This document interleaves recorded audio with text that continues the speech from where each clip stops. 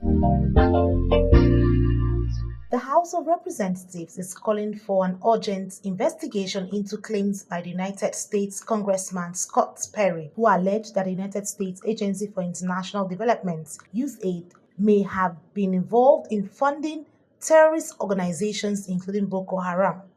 This came under a motion of urgent public importance at Thursday's plenary and sponsored by the chairman of the House Committee on Science and Engineering, Honorable Inuwa Garba. According to Honorable Garba, the claim was made during a U.S. congressional hearing on government efficiency, where Congressman Perry suggested that nearly $697 million in U.S. funds had been spent annually, allegedly benefiting groups like ISIS and Boko Haram. Given Boko Haram's stronghold in northern Nigeria, lawmakers here believe these allegations, if true, could have serious implications for national security. The House is now pushing for a full-scale probe, urging the federal government to engage with U.S. authorities for a formal clarification. There are also calls for investigations into non-governmental organizations operating in conflict zones, with concerns over their funding sources and activities. Aware that Nigeria has been battling insurgency and terrorism for over a decade, with the government committing enormous resources to counter-terrorism operations while also seeking international cooperations to curb the menace. The House resolved to request the federal government to engage with the U.S. government through the House Committee on Foreign Affairs to obtain a formal clarification on the matter. Second, urge the House to mandate the relevant committees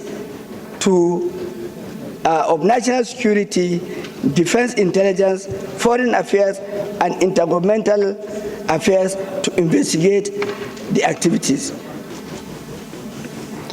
Mr. Speaker, the congressman that spoke about this matter is a ranking member in the Congress, so he knew what he was doing. Mr. Speaker, this betrays my point. When I brought a bill on this floor, the bill went to second reading. But for some reasons, in order to regulate and manage and observe these NGOs, these development agencies, and the CSOs, for some reasons, this bill is not yet slated. Perhaps we wouldn't have been where we are now, because it would have been given the Chief of General Staff complaint about the involvement of development agencies, the NGOs, the CSOs in the affairs and the security of this country. So it is a matter that the Parliament should take seriously. Mr. Speaker, this matter at hand is rather worrying. When an agency cloaks itself with good deeds and an allegation of this kind of weight is brought upon them, it's rather disturbing. We cannot have a situation where the people that we seem to believe to be helping us are the ones that are actually hurting us. Hurting our national security, impacting on our economic stability. Briefing journalists after plenary, the sponsor of the motion says he is hopeful that the ad hoc committee set up by the House will do a thorough investigation to get the facts straight. During the plenary, I came up with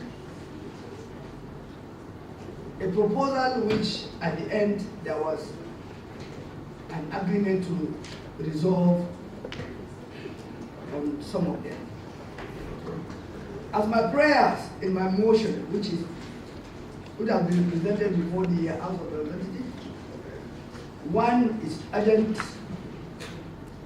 The government should urgently engage U.S. government to clarify and address these allegations.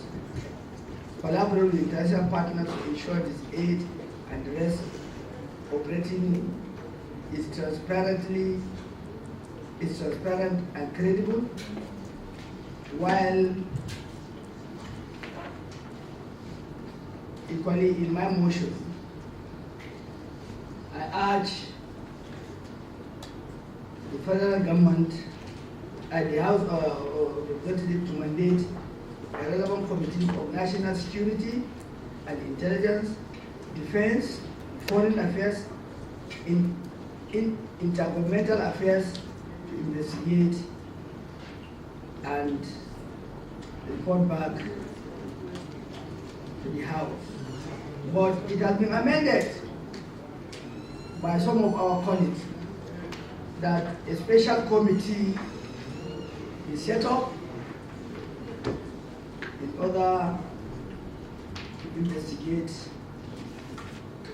and report back. The House has resolved to set up a special committee to investigate the matter and report back in 4 weeks. Meanwhile, security experts warn that such allegations, if unverified, could strain diplomatic relations between Nigeria and the United States. Annie T. Patrick, Core TV News, Abuja.